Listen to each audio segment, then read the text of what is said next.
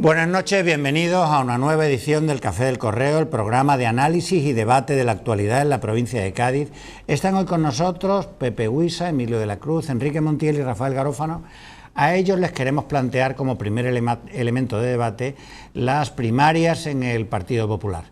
El lunes pasado han quedado, como saben ustedes, dos candidatos que tendrá que elegir entre ellos dos los más de 3.000 compromisarios del Congreso del Partido, que es el fin de semana de la semana que viene. El lunes pasado estuvo Soraya Sáez de Santamaría en el Hotel Atlántico de Cádiz, arropada por la dirección regional, la dirección provincial y el eterno Javier Arenas, y creo que la semana que viene Pablo Casado, aunque esos actos públicos y esa repercusión importante en los medios de comunicación no sé si tendrán efecto, porque al final quienes deciden son los compromisarios y el cuerpo electoral no son los ciudadanos ni siquiera los afiliados, son solamente esos 3.000 compromisarios, la mayoría de ellos vinculados a las que fueron las tres grandes opciones en las primarias pasadas, que ahora han quedado en dos. Pepe Loaiza y José Blas Fernández, de manera sorprendente, al menos para mí, en el caso de Loaiza, han manifestado su apoyo a Pablo Casado, como lo había manifestado también el alcalde de Vejer.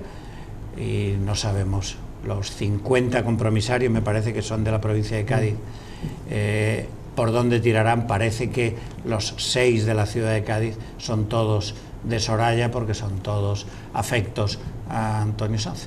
Déjame que empiece yo. Muy bien. Titular: Enrique Montiel pega un respingo esta mañana leyendo el blog de Fernando Santiago cuando se entera que Loaiza y Pepe Blas se ponen de parte de Pablo Casado.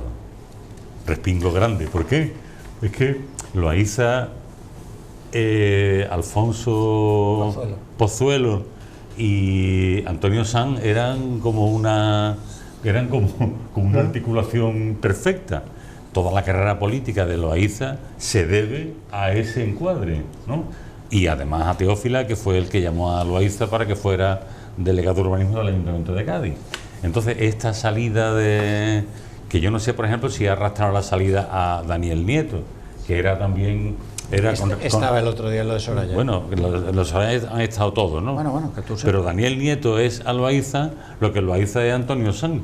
O sea, que ahí hay... Esto... ¿Qué ocurre aquí? Que la historia que se va a vender es que Pablo Casado representa el sector más derechista del Partido Popular y Soraya representa el sector más centrista o más moderado o más liberal. Ese es en este momento, pues claro, el argumento ad maiorem de Soraya es que es mujer. Ese es el argumento, es mujer, y que por primera vez el Partido Popular, ¿no?, va a tener una mujer. Pero bueno, si esto está pasando en muchas provincias de España, que por supuesto no conocemos los detalles como nos pasa en Cádiz, ¿no?, el partido se está rompiendo, pero bastante. Esto, lo de Loaiza, y eso es una ruptura, en mi opinión, una ruptura bastante importante de lo que ha sido las alianzas tradicionales. Alianza, Emilio, de hierro. No, alianzas de hierro entre el caso de Loaiza y Antonio Sanz. Es que Antonio Sanz, cuando se queda se ha quedado varias veces colgado, inmediatamente Loaiza dice: no, tú, presidente del PP de Cádiz, que era Pepe Loaiza, era una especie de presidente del PP in absentia, ¿no?, hasta que dejara. Y esto significa una ruptura grande, y me temo que aquí los más listos van a jugar a la lotería o a la ruleta. Es decir, yo voy a poner muchas fichas a este número llamado Pablo Casado, porque aquí es donde voy a ganar, ¿no? Mira, yo creo que... ¿Tú te has pegado un respingo? ¿Te has pegado un respingo también? No, ¿Tú te lo esperabas? Porque sabía un poco, tenía información. Te cuento, más que el partido lleva mucho tiempo no roto, lleva vacío. Yo decía, Otoño, la primera vez que me he pronunciado, porque llevo, como sabéis, mucho tiempo fuera de política, y además digo que como tengo tantísima información, pues me da hasta vergüenza posicionarme, pero sin embargo me posiciono. Creo que la única posibilidad de renovación está a través de Pablo Casado, porque evidentemente si un partido serio quiere renovarse, tiene que tener una serie de pretensiones que yo creo que en este caso lo que ha quedado lo reúne. Pero al margen de eso, por ahí el detalle que tú decías, el partido que estaba haciendo de contenido, yo decía cuando me había posicionado que ahora resulta que viendo los números, el número de militantes que realmente hay es el que yo dejé como gerente y responsable. En Cádiz. No, en la provincia. ¿Qué significa eso? Di el año para... Pues estamos hablando del año 91. ¿De qué siglo? Imagínate. ¿De qué siglo? Del siglo pasado. Entonces, imaginaros que entonces, pero es muy significativo que lo que ha habido es un dominio del aparato con una parte ficticia. O sea, cuando había que ir a Medina o había que ir a Paterna, que cuando tú ibas como responsable de Alianza Popular y de Partido Popular, la gente te condice, a mí no, que me da miedo, porque había vendido todo lo que era ir a Trebujena, que don Hernán Díaz Cortés tenía que coger algunas veces un cartón de huevos, un día que llegamos allí para hacer una gestora, y decían, ¿para qué viene? Y dice, porque aquí falta de esto, aquí os traigo, venga, a ver si tiramos para adelante, ¿cómo eran esos? Qué simpático. Muy simpático. Bueno, pues se logró hacer una gestora.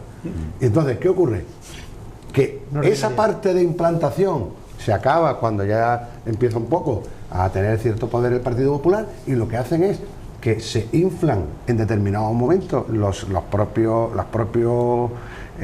afiliados para que haya un reparto en función de lo que interesa a cada uno. Se ha visto clarísimamente que un equipo perdedor permanente como es Andalucía resulta que es que tiene la capacidad de ganarle los compromisarios, porque claro, evidentemente el dominio estaba hecho claro. Y claro, ¿dónde viene la primera parte negativa de todo esto? Es cuando el señor Rajoy se entrega a Javier Arenas y a Zaplana para ganar aquel congreso, un congreso que ya sale descafeinado, donde ya no hay ideología, donde ya lo que hay es vamos a ganar y vamos a posicionar. Me deja que te haga una pregunta. Sí. Mirando los resultados del anterior, ¿no? Sí. ¿Tú crees que ha ganado Casado sumando las mayorías que aparecen en la votación? ¿O vamos a ver, yo creo que Casado tendría una grande... Casado, Cospedal y el otro y la otra... Yo creo que va a tener unas grandes posibilidades porque internamente ha ganado Casado ya. Es más, yo ni los voy a desvelar para no hacerle ningún feo al propio Casado, pero ya vemos que hay importantes responsables regionales que van a estar con Casado por detrás, porque esta señora está muy mal vista. Esta señora, para que te haga una idea, no dejaba ni que los senadores hicieran preguntas estándole el gobierno del PP. Pero ¿por qué no? Sí, hombre, para que se luzca. No. Ella su trabajo, o sea, Rajoy para no trabajar le dejó el trabajo a ella, y ella para hacer lo menos posible hizo lo otro. Entonces ha sido un aparato del Estado colocado exclusivamente para los intereses de un trabajo, ojo, muy importante, que era el Estado. Pero el partido, ella no tenía ni pajolera idea. Y el partido está huérfano desde hace un montón de tiempo, muchísimos años. Y hay muchísima gente, yo estoy en estos días viendo, fíjate, gente, yo mismo que no he estado hace muchos años, pero estoy viendo gente que ya no está, que tal, que te llama, porque desde fuera incluso hay una ilusión de que se cambie ese cortijo tan safio. Y cuando llegamos a la parte que tú decías, el señor Sanz es capaz de hacer lo que sea para que esto se mantenga y para mantener el puesto. Y lo que ha podido hacer entre compromisos de compromisarios, para dar la redundancia, para compromisarios, le puede haber afectado a Loaiza. Por ejemplo, te pongo un ejemplo que igual me equivoco. El señor Daniel Nieto, que lo único que tiene para vivir es la política, pues a lo mejor vete a saber si le ha dicho, oye, tú tienes que estar y buscarme tal, y se ha enterado Loaiza que le ha prometido una cosa a que no tiene otro, porque no es normal que Loaiza, que es un hombre, se posicione. Por lo tanto, para mí, tiene que haber sido una jugada fea, interna para la captura. Tú que has estado metido en el lío, un compromisario coge un sobre y mete la papeleta dentro, o eso no es... Al resto, venga, Pepe. Oye, a mano alzada. No, déjame terminar un segundo. Un minuto y ya termino. Es que eso de la papeleta, que es lo que pensamos todos, el problema no es tanto que lo puedes hacer, ¿vale? Sino que el que te está diciendo, el que te ha colocado a ti, dice, si no sale la que yo defiendo, lo tuyo tampoco va a ser. Vale. Yo, brevemente, ¿no? El poder une, el poder crea unidad. Claro. Cuando ese poder no se tiene, aquí salta todo por los aires, Yo creo que la situación del PP y con las primarias, lo que ha puesto de manifiesto las primarias, los tres candidatos, y que el perdedor al final puede salir ganador, Esto de la política es muy curioso y a mí estas cosas me gustan, ¿no? Que el perdedor por los afiliados sea el ganador y que sea el presidente del PP. Yo creo que ha puesto de manifiesto y ha saltado por los aires esa falsa unidad que durante 6 años, al menos los últimos 6 años, es el partido que no ha gobernado, ¿no? A nosotros, ¿no? Los primeros 4 años con una mayoría absolutísima y los últimos 2 años, bueno, pues prácticamente arrastrando la sombra, ¿no? Yo creo que estamos viendo un espectáculo que no conozco, el interno como conocen mis 2 interlocutores anteriores, al PP, ¿no? Yo evidentemente ahí conozco muy poco, pero yo desde fuera lo estoy viendo un cierto espectáculo. Y yo creo que lo que necesita este país, o lo que pone de manifiesto bajo mi punto de vista, es que este país necesita una derecha o un centro derecha homologable y democrático. Yo estoy escuchando mensajes por parte del candidato que parece ser que va a ser el ganador, ¿no? Si los compromisarios se unen y parece ser que sí. En política el parece ser te cambia, sí. ¿Vale? Yo conozco una anécdota de una compañera que también conoce Fernando, una eurodiputada sevillana que entró en un congreso diciendo yo pensé que íbamos a ganar los de X y hemos ganado los de B, ¿no? O sea que también, sale ganador. También Pío Cabanillas fue el creador, ¿no? En los partidos políticos estos personajes surgen, ¿no? Y yo creo que decía que debe haber una derecha homologable, democrática, con valores. Y estoy escuchando mensajes de Pablo Casado que a mí me ponen algunos los pelos de punta, ¿no? ¿Y los mensajes de Pedro Sánchez sí, antes de ser no te ponen los pelos de punta? Cuando hablamos de Pedro Sánchez los dije, pero ahora estamos hablando de Pablo Casado. No, pero y te los pregunto, digo ahora, ¿no? si estamos en la misma sintonía de mensajes. Déjame que yo opine, ahora yo también te hago preguntas, ¿no? Sí, no. Y yo creo que me ponen los pelos de punta, porque creo que después, en una España del siglo XXI, donde se ha corrido mucho, un globo terráqueo, donde se ha corrido mucho, que ponga en cuestión situaciones como, por ejemplo, el papel de la mujer en la sociedad, no que todo el mundo... Eso no lo ha puesto en cuestión, ¿eh? Sí, está hablando de ideología feminista, que no es eso. Sigue hablando o desprestigiando a muchos españoles que están entre todavía en cunetas, dice, lo ningunea eso. Y hoy decía un comentarista en una cadena de radio que España, después de Corea, creo, no de Corea, no, de Camboya, perdón, es el país con más desaparecido, ¿no? O sea, eso nosotros nos tiene que poner los pelos de punta desde el punto de vista democrático, ¿no? Conocer nuestra historia y censurarla, lo que está bien y lo que está mal. Y yo creo que Pablo Casado está poniendo en cuestión situaciones que a mí me ponen los pelos de punta. Bueno, a mí me confirma, un segundo, me confirma una cosa importante, sin acritud, que en cualquier tertulia que estoy viendo, sobre todo con el personal de izquierda, todo el mundo están a favor de Soraya. Y eso me da... Yo no, por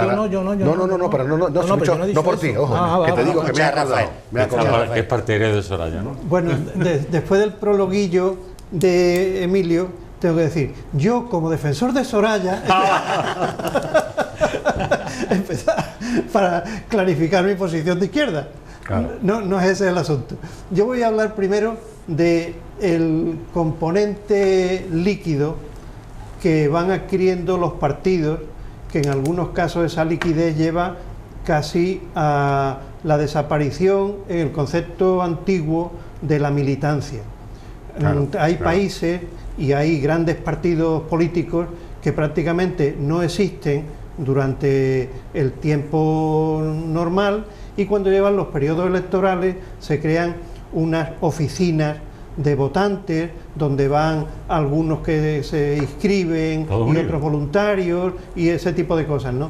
Y yo creo que el Partido Popular estaba y está un poco en esa situación, es decir, que tiene votantes y gente que comulgan con los principios fundamentales del centro derecha así llamado, ¿no?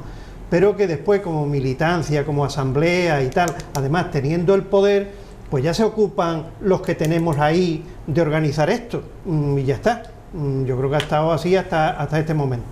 Y en este momento surge una situación de desconcierto porque se quiere acudir a unas bases que casi no existían, y entonces lo que existía en papeles, que era una cosa teórica, y después lo que ha resultado es la realidad, que ha sido un número muchísimo más pequeño que lo que se suponía o planteaba, ¿no?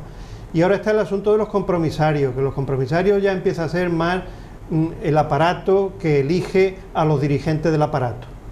Y en esa situación es verdad, como dice Enrique, que intentan posicionarse un poco Soraya hacia el centro y Casado hacia la derecha, con planteamientos, pero en los planteamientos no terminan de definir un programa ni un elemento diferenciador claro, porque no quiere perder la posibilidad del voto del otro, del contrario, ¿no?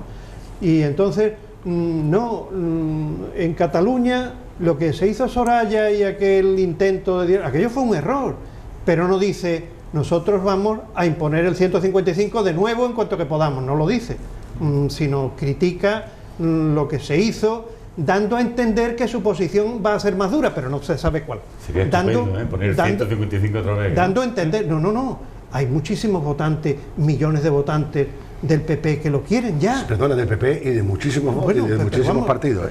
Estamos hablando del PP. Sí, sí. Y entonces quiere reclamar ese sector, pero sin decirlo no vaya a perder votantes más centrados, compromisarios más centrados, etcétera, ¿no? Así que yo creo que el PP está evidenciando lo que realmente es en cuanto a militancia, y al perder el poder, ahora se queda un poder que en algunas comunidades autónomas, claro, pero en otras después viene la cadena de poder vicario de si mi mentor está en un cargo importante en la comunidad autónoma o en la estructura regional del partido, pues eso dimanará hacia abajo y a mí me caerá lo que me corresponde, ¿no? Claro. Y cuando hay descartes o movimientos raros, como el caso de Pepe Blas, ¿no?, o de Loaiza, pues nos parece un poco raro. Bueno, Pepe Blas quizás es que se va a ir de la política, claro, lo explicamos y ya encaja. Y Loaiza, pues no sabemos, algo habrá, ¿no? Y ya está. ¿Tú qué es lo que no, y por último, termino con una cosa, que es el pacto de perdedores se convierte en posición política de moda, cuando antes había sido lo que había que denostar, criticar y aberrar, porque eran lo del contrario, ¿no? Eso es lo primero, pacto de perdedores.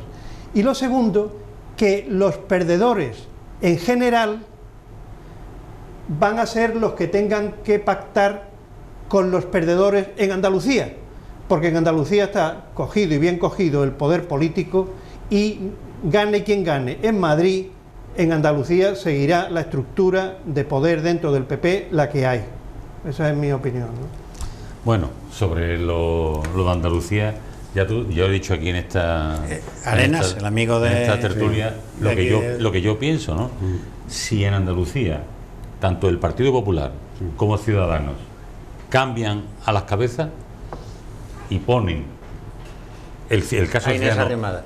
A una Inés Arrimada, y el Partido Popular pone a uno que no sea Arena ni Antonio Sanz y toda esta gente que están más quemados que la pipa de un indio, entonces no sé yo lo que pasaría, porque aquí el PSOE tiene un desgaste, y también en su momento van a salir fotos como la foto del tipo que se gastó 15.000 euros en el puticlub. ¿Tú te crees que eso es posible? ¿Tú te crees que eso es posible? No, ya está, no siga por ahí. ¿Qué es lo que no es posible? No es posible, no es posible. Pactará, Pablo Casado pactará con Arenas. Al día siguiente. No, está refiriendo a Andalucía. Y los que le den... pactará con Arenas, claro, después. Claro. Si gana, lo ha dicho esta mañana Iñaki Gabilondo. Claro. Dice, el día después del Congreso, Arenas habrá ganado. Habrá ganado. Ya.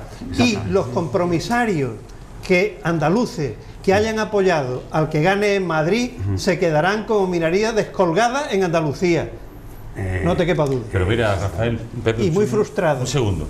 Pero aquí alguno tendrá que hacer una reflexión. Es que el PSOE se ha quedado en 85 diputados, tenía 200. Aquí, como cantó Camarón, nada es eterno. Nada es eterno. Entonces, si el PP quiere seguir progresando en el hundimiento, allá el PP. Pero está muy claro que aquí hacen falta, tanto en un sitio como en otro, otras caras, otros equipos. ¿Sabes qué pasa? Que tú hablas con el PP como cuando se habla del Estado y dices, si el Estado no tiene cara, ¿qué es el Estado? El Estado es lo que te toque enfrente. Ponle cara, apellido e interés personal. Claro. Y a partir de ahí, entonces, el PP no existe, a entender no las existe cosas. como entidad que pueda reflexionar sobre qué quiero en el futuro. porque evidentemente lo que tú has dicho, y es más, hoy en el siglo XXI, con la sociedad de la información, con lo cambiante de todo, es mucho más fácil decir, pongo un candidato mañana, y hago un sondeo, y mañana, oye, pues sacar 100 votos más, perdona. Es que no se trata de ganar, se trata de los que estamos mantenernos. Vale. ¿Cómo para ganar? Vale. Pero dices que está el interés general. ¿Eso qué es? Perdona, Emilio, ¿Eso qué es el interés es general? que se te ha olvidado algo que he dicho que creo que es importante. El PSOE tenía hace 2 días 200 diputados Que da igual. y ahora tiene 85 Que lo mismo que tú dices de diputados. Arena, se Pero dice si los, que aunque entre los seamos 85, menos, Pero tiene la Mira, mejor. mira, Antonio Sanz es el especialista, y algún día hablaremos, y os diré la relación de que cada vez que ha habido una oportunidad con una estrategia en un municipio de cambiar, yo fui partícipe como director de campaña en Sanlúcar toda la vida del Partido Comunista, y Juan Rodríguez sacó mayoría absoluta. Lo primero que le dije a Juan en aquella campaña, como ya desgraciadamente no nos acompaña y todo ha prescrito, digo, no quiero ver aquí ninguno del PP, y ganamos. Y así fue, se sacó mayoría absoluta. En Chiclana se llegó a tener mayoría, el mismo número de concejales que el PSOE, y en aquel momento, a través de mi hermano que estaba como responsable en el Parlamento, dile a la Arenas que venga aquí, que hace falta. No. Cada vez que volvía después Antonio Sanz y rectificaba lo que sea, el partido, por ejemplo, Sanlúcar, otra vez ha vuelto a los mínimos. En Chiclana está destrozado. ¿Por qué? Porque no, ahí no. Vamos a ver, no viene nadie a posicionar algo para ganar. Todo lo contrario. Es preferible que esté el que sea, que me dice sí, Boana, antes que el partido tenga mejores resultados. Y ese es el cáncer de Andalucía. Pero ¿qué ocurre? Que como eso en Madrid, que se sabe y se conoce desde hace mucho tiempo, es lo que en su momento necesitó Rajoy para ganar un congreso, y lo que necesitó de Valencia lo mismo, pues lo que le den a Andalucía es como Rajoy y la propia Soraya, que es del cuerpo de abogados del Estado, que son más elitistas en estas cosas, coloca un candidato como Juanma en Andalucía, sencillamente porque era un convenio con Arenas. Ahora, en su fuero interior estará diciendo qué candidato tenemos en Andalucía. Pero Emilio, volvamos al origen del asunto. ¿Cuántos votos tuvo el Partido Popular? Tuvo más de 10 millones de votos, ¿no? Por consiguiente. Ahora en esta... No, en su día. Cuando Rajoy, mayoría absoluta Rajoy. Cuando le tocó. Vale. ¿Cuántos votos tuvo el Partido Socialista cuando Felipe González ganó por mayoría absoluta? Sí, pero ¿Y cuántos votos quedaron después? ¿Cómo se pueden perder 4 o 5 millones de votos? Porque algo se ha hecho mal, ¿no? Hombre, porque es claro. que el voto es libre. El voto no está cautivo. Aquí se habla voto cautivo. Eso suelen hablar los pocos democráticos. Perdona, si los que están cautivos son los compromisarios. No, el voto es libre. Y si el PP quiere hundirse, pues allá el PP que se hunde. Mira, yo no voy a entrar en detalle, ¿cuánto termino? Porque es que no quiero que se me vaya. Bueno, de Izquierda Unida ni te cuento. No voy a Quedan entrar 2 minutos. en detalle para no ofender. Quedan 2 minutos, venga, rápido. Para no ofender a las personas. Pero tú ves la fotografía de cómo han movilizado a determinadas personas en lo de Soraya de Cádiz, y tú dices, joder, así le va el partido. Pepe. Oye, que independientemente de los resultados post-congreso, lo que sí creo que sale públicamente es que la conformación del Partido Popular ha sido en unos intereses personales. La conformación del Partido Popular y su gobierno y su mantenimiento, que públicamente era un partido de unidad, 800.000 afiliados, eso se ha roto cuando ha dejado el poder, ¿no? Sí, está cayendo como un castillo de naipes, absolutamente. Y el PP lo tiene muy difícil porque normalmente la gente, cuando hay conflicto, pues no le da garantía para depositar el voto, y después tiene un elemento ahí que se llama Ciudadanos, que le va a pegar un bocado electoral importante. O sea, que el PP haga lo que haga después del Congreso, yo creo, y que va a pasar algunos años en el desierto, ¿no? La travesía del desierto, que pasó el PSOE, que ha pasado Izquierda Unida, y yo creo que le toca al PP. Y en el futuro lejano, pues le tocará también a Ciudadanos, ¿no? Porque estas cosas pasan en política, ¿no? La gente se cansa de lo mismo y salen de manifiesto Teófilo una cosa que, la verdad, las miserias que humanas, me hizo pensar mucho. Y dice, mira, yo soy del PP porque estoy de acuerdo al 60%, estoy de acuerdo con la mayoría. Si yo estuviera por debajo del 50%, no estaría en el PP. Cuidado, ¿eh? Damos por terminado este primer bloque y volvemos dentro de unos minutos.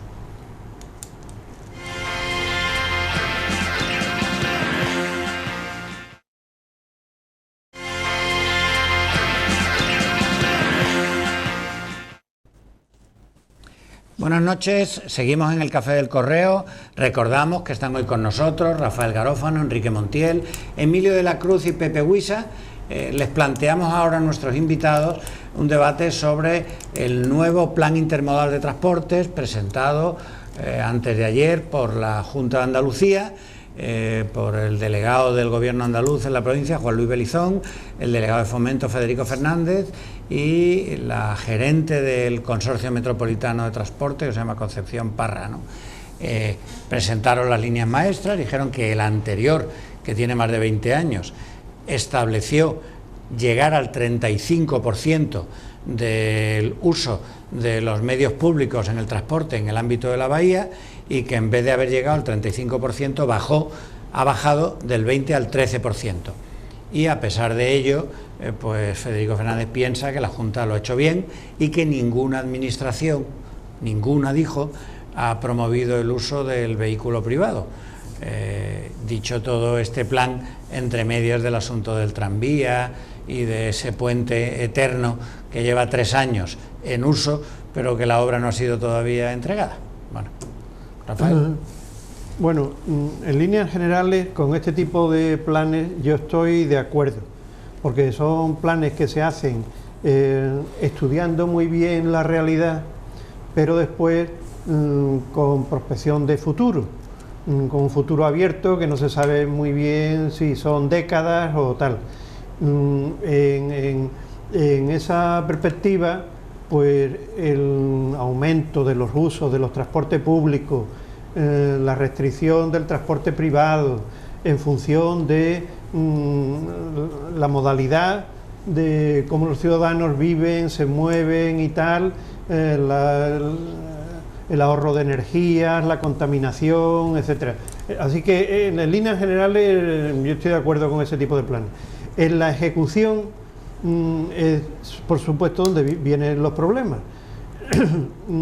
Lo primero que se encuentra un plan de este estilo es los enormes gastos en modificación de las infraestructuras, ¿no? Ya hemos visto lo que se ha tardado en la realización del carril bici, por ejemplo, en Cádiz, ¿no? Y el tranvía, no digamos. Y después hay una cosa que es un elemento de resistencia fortísimo, desde mi punto de vista, que son los comportamientos cotidianos de la gente. Entonces, en unas poblaciones, yo me imagino como el Puerto Real o Chiclana, donde no hay unos cascos urbanos donde viva la mayoría, sino que hay grandes diseminados, establecer conexiones de casco urbano a casco urbano tiene su dificultad grande, porque el ciudadano tiene que ir hasta donde está el transporte público. Y eso en países europeos se ve, por ejemplo, o bien con trenes de cercanía o con bicicletas y tal, son modos que tienen adquirido desde hace décadas. Y en España eso no existe, ¿no? Ya no solo existe en la bahía, no existe en España, ¿no? ¿Cómo hacer una modificación de esos usos y costumbres? Yo creo que es un tema muy complicado, muy complicado. Y después, la gestión de las infraestructuras que se vayan creando también es otro tema muy complicado. ¿Cómo se gestiona eso? Concretamente, en el caso de Cádiz, se ha puesto el carril bici, se ha puesto todo Amílcar Barca y la continuación del paseo marítimo con una sola dirección. Eso obliga a la modificación también del transporte público, no solo del transporte privado, del transporte público. Y la eliminación de aparcamientos por el establecimiento de zonas azules y de zonas naranjas para residentes. Y eso hay que saberlo gestionar, hacerlo con tiempo, campañas informativas, no se ha hecho con tiempo, se ha hecho con poco tiempo, y el resultado ahora se está criticando ya de forma inmediata. Es que eso, que teóricamente está bien hecho, hay que primero saberlo gestionar, y en esa gestión hay que contar con los usos y costumbres de los ciudadanos, que de pronto un día se ven una línea naranja y que multan por estar allí.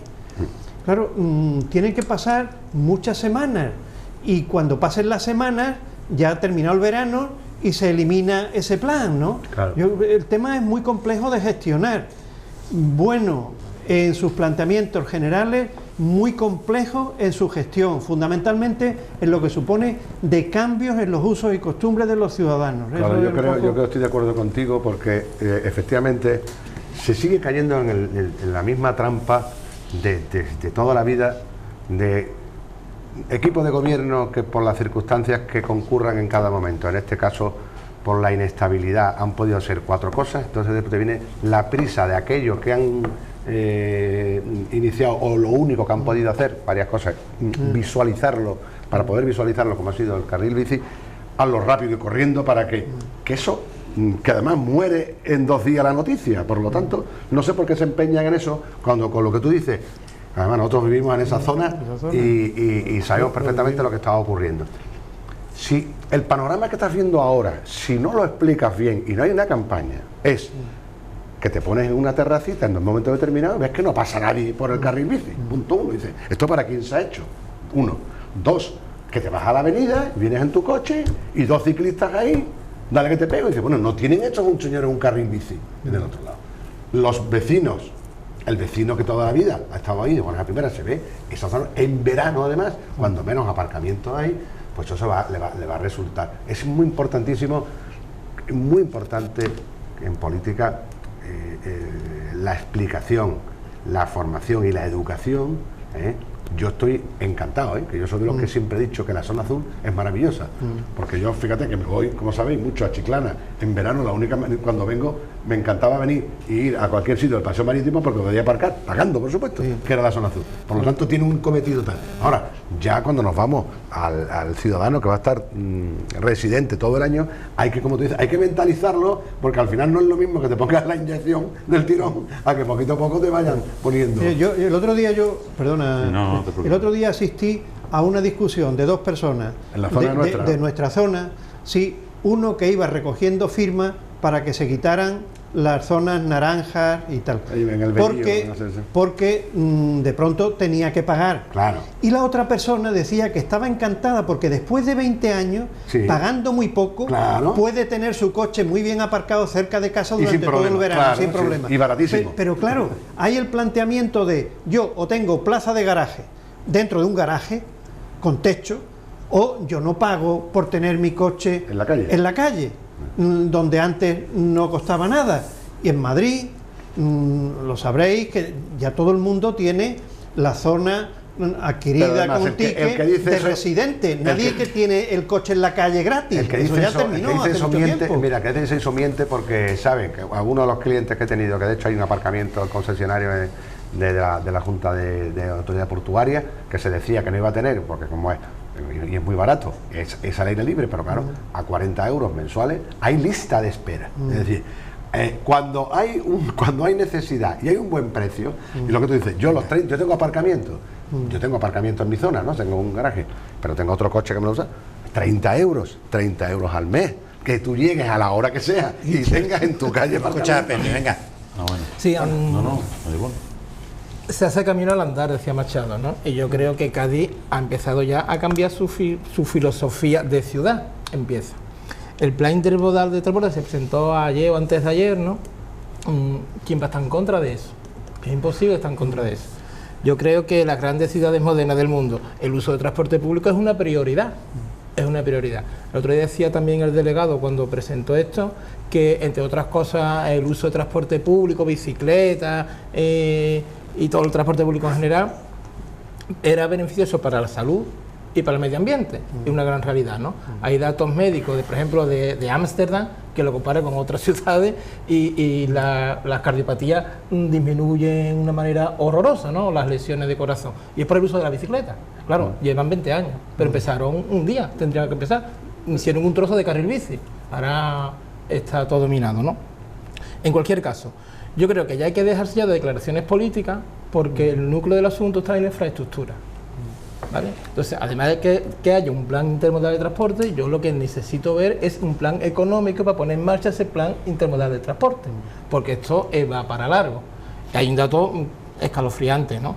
Que en 20 años el uso de transporte público en Cádiz haya disminuido de un 20 a un 13%, eso pone de manifiesto muchas cosas. Una, que el transporte público es malo. Porque la gente, si no lo coge, es porque es malo, o no se ha cubierto las necesidades que la población que necesita. requería, ¿no? Claro. Y esos son los grandes debates. Yo creo que dinero, plan y dinero. Enrique. Para ejecutarlo. A mí me interesa mucho del plan intermodal lo que podríamos llamarle la metodología del plan. Es decir, eso pone de manifiesto algo que hay que hacer en muchas cosas de la actividad pública.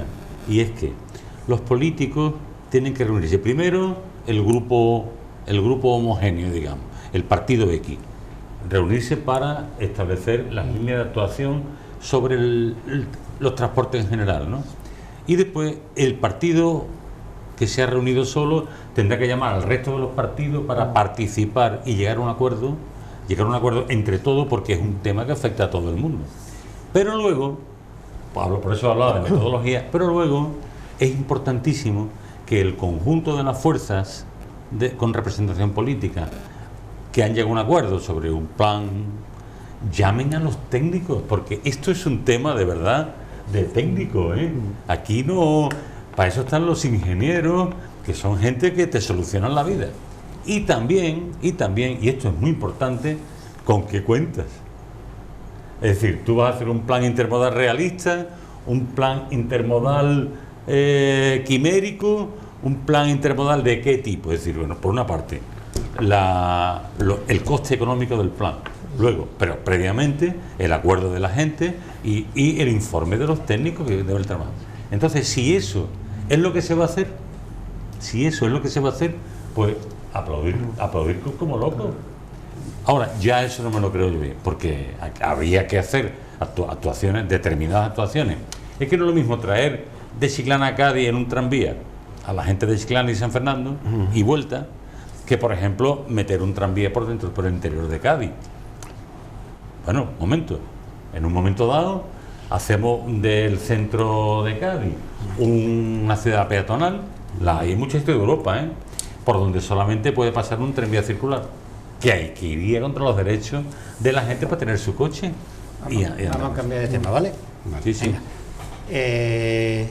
Otro tema que le planteo a nuestros invitados: el concejal, el primer teniente de alcalde y concejal de Memoria Democrática, creo que se llama, dijo ayer en Radio Cádiz que no se podía llamar Teatro José María Pemán al Teatro de Verano, que él le llama Teatro del Parque, pero bueno, que no se podía llamar, y que eso era en aplicación de la ley de la memoria histórica. De manera paralela se está votando entre la comunidad universitaria el cambio del nombre del Colegio Mayor, de Beato Diego a no se sabe cuál, aunque en la publicidad que está haciendo la UCA, cuando habla del Colegio Mayor, no le pone nombre, llama Colegio Mayor, así que... Bueno, yo creo que son dos cosas bastante diferentes. Yo creo que el Colegio Mayor acabará teniendo el nombre de algún importante artista gaditano o algún universitario que realmente se haya destacado en su labor investigadora. Hay unos cuantos, catedráticos, fallecidos algunos, otros no, que muy bien podían poner el nombre al Colegio Mayor. El caso del Teatro Pemán es distinto, porque yo creo que Pemán no tiene nada que ver con esto que le achacan ahora, pero bueno, estamos ahí, estamos en esta historia. Pemán ha sido un hombre que ha hecho muchísimo por Cádiz, muchísimo, y que bueno, será mejor escritor o menor, ¿no? Pero realmente ha sido un hombre que ha tenido a Cádiz por bandera toda su vida, que ha amado esta ciudad y que le ha escrito páginas y páginas de ella. Hacer una foto fija del Pemán de una época convulsa y primigenia, no es el Pemán que dura hasta los años 80, ¿no? Sí, es que la diferencia que hay entre las dos ejemplos que habéis puesto es que la universidad y el rector a su cabeza, que creo que en esto tiene la cabeza muy centrada y tremendamente organizada, primero se ha ido a las infraestructuras, eso está prácticamente por terminar, y ahora se debate el nombre. Bueno, me parece correcto, ¿eh? Y yo no voy a entrar porque tengo lógicamente mi posición sobre el PEMAN, pero fíjate, no vamos a entrar porque hemos tenido otra vez, lo dejamos ahí al margen. Cuando se empieza a sacar este tipo de cosas por el primer teniente alcalde de un partido que no sabemos si se va a fusionar o no, porque ya estamos en pre-campaña y no sabemos si va a tener voto o no va a tener, o se van a ir, se van a quedar, es aquello que no he hecho, que no hemos hecho absolutamente nada. Entonces vamos a debatir sobre algo que no se nos ha ocurrido todavía, que tenía que estar ese teatro hecho. Porque hay determinadas cosas en Cádiz. Entonces, cuando te metas en ese debate y estés adelante, como ha pasado en la universidad, y esté hecho el colegio, entonces saca usted el tema que le dé la gana. Pero no al revés, porque entonces está usted creando ahora, y la gente, bueno, ¿y para qué le vamos a cambiar nombre a algo que está lleno de jaramago? Pero es que no lo entiendo, ¿no? La casa por la ventana. Que, hombre, yo son dos temas diferentes, ¿no? Lo último, un poco coincido con Emilio, que el tiempo dirá, ¿no? Porque viva que lo vea.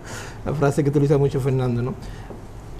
En el tema del Colegio Mayor de Cádiz, de la Universidad de Cádiz, yo creo que la democracia no se mide por cuánto vota, sino en cuántos sitios se vota, ¿no? Yo creo que la universidad está haciendo un ejercicio democrático, es decir, vamos a cambiarle el nombre, hay polémica por el nombre que tiene. Pues que ponga cada uno y vale. Y que la comunidad universitaria decida, yo en eso estoy de acuerdo. Perfecto. Si se queda el mismo o no se queda el mismo. Pero en un ejercicio democrático yo creo que hay que valorar. Con el Teatro PEMAN, si se da la circunstancia de que se construya, porque se haga un proceso similar, que la gente decida, ¿no? Igual que con el Carranza, ¿no? Claro. Porque entre otras cosas, yo creo que el Teatro PEMAN, aunque se le cambie de nombre, va a seguir siendo el Teatro PEMAN para toda la vida. Rafael. Pues curiosamente no empezó llamándose Teatro PEMAN, sino Teatro del Parque.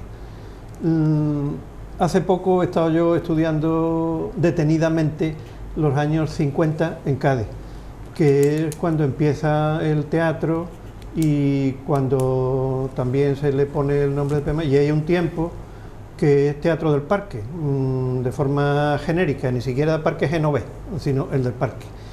Y el teatro, en su materialidad, el Teatro PEMAN dejó de existir, porque iba a un proyecto nuevo que transformaba el anterior. Ese proyecto nuevo del Partido Popular nunca encontró financiación y se quedó en barbecho muchísimo tiempo.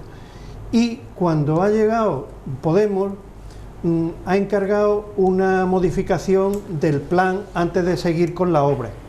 Un plan que a mí me gusta mucho por las ideas que me han llegado, que es más integrado en el parque. Es decir, un teatro con una estructura más verde, por decirlo de alguna forma, que sea de menos impacto urbano o arquitectónico, quiero decir, en el lugar que está.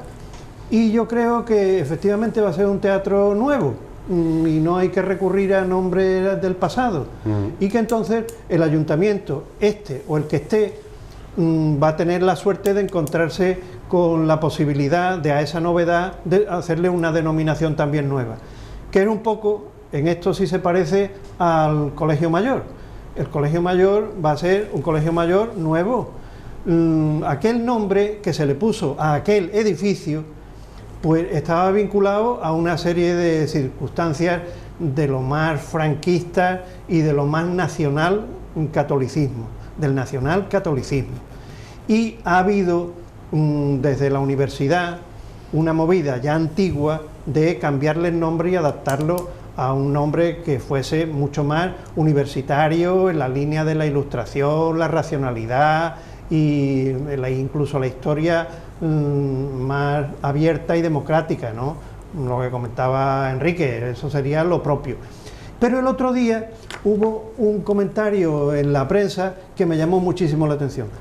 El profesor de filosofía de la universidad hizo un documento con otros profesores avalando el cambio de nombre por un nombre que no significara, como Fray Diego José de Cádiz, pues lo más integrista, porque en esto he notado yo en la ciudad una cosa que no me ha gustado nada, porque habla muy poco del nivel intelectual de la ciudad, que es la defensa de Fray Diego José de Cádiz por su componente religioso. Pero eso es una barbaridad, eso es de una ignorancia absoluta. El patrono de la enseñanza es Santo Tomás de Aquino, porque Santo Tomás, siendo un adalid de la doctrina cristiana, entendía la conjunción de la fe y de la razón. la conjunción de la fe y de la razón, y por eso era patrono de la enseñanza. Mientras que Fray Diego José de Cádiz era el rechazo de la razón por ser perjudicial para la fe, era un talibán, era un fundamentalista, era todo lo contrario a lo que puede ser el espíritu universitario ilustrado. Intelectualmente, ni te cuento. Y la además, diferencia entre Santo Tomás y Fray José con un criterio también equivocado de no, es que en aquella época, falso, absolutamente falso, erróneo. En aquella época había personajes que defendían la racionalidad dentro de la creencia, el sentido de la filosofía racional dentro de la opción cristiana, cosas que en absoluto Fray Diego José de Cádiz lo tenía.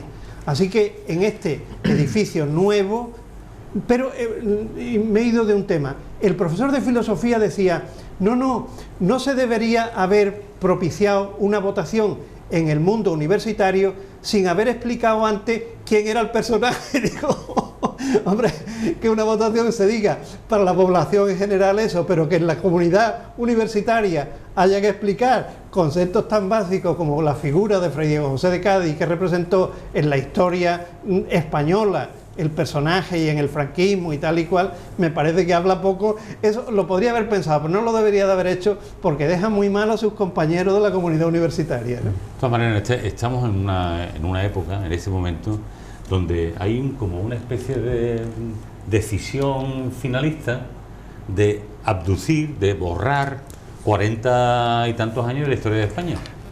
De 40 años de dictadura de la historia de España. De 40 años de dictadura de la historia de España, que hay cosas que hay que borrar. La dictadura es la historia de España.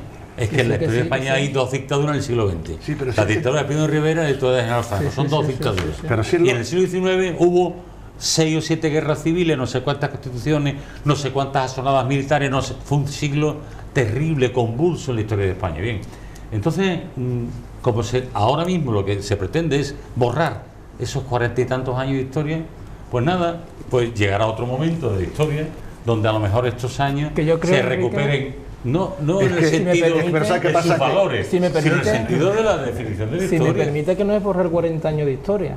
Que no se borra. No, yo creo que lo que se está defendiendo es conocer esos 40 años de historia, conocerlos, porque la historia que hemos estudiado, que yo he estudiado... ¿Pero a quién le está vedado conocer los 40 y tantos años de historia? Hombre, yo no sé si te preocupa que haya ¿a quién le está? Si el que quiere conocerlo se pone a estudiar, a los archivos, a las bibliotecas... Como tú y como yo, de derecha, de centro y de izquierda, enterrados en cuneta, y que el Estado, que España, me ha dicho, necesitan dárselo a sus familiares. Sí. A mí eso me preocupa. Esos son frutos de 40 años de historia, que yo, por ejemplo, cuando yo lo estudié no lo sabía, a mí eso no me daba.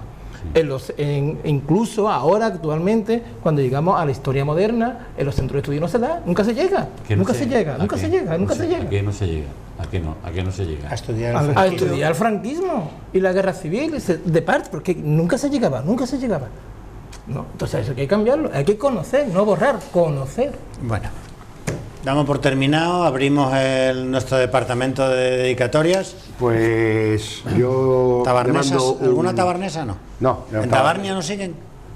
Bueno, Tabarnia... Tú eres el cónsul de Tabarnia en Cádiz. Pero estamos haciendo unos preparativos, unos festejos para allá, para después del verano, vale. Ya que mientras tengamos fiestas, como ya sabemos, importantes, no quiero que haya ninguna colisión, vale. Pero vamos, el día 3 tengo aquí a mi nieto, que es el... ¿Tú también tienes una guayabera de refino? De refino, totalmente. Mi guayabera siempre de refino, porque es la auténtica guayabera, mi querido amigo. Otro se molesta. Este señor las tiene compradas en Veracruz. A mi amigo de Chiclana, Pedro Marín, a José María Ortega, a Nicolás Aragón, y en Cádiz a don José Blas Fernández y al señor Aldaiturriaga. Después de decir todo esto, por supuesto, al señor Casado, que al igual que ellos, están en la misma línea dentro del Partido Popular. Bueno, pues con estas dedicatorias damos por concluido el Café del Correo de esta semana. Agradecemos a Enrique Montiel, a Emilio de la Cruz, a Pepe Huisa y a Rafael Garófano sus opiniones y sus comentarios.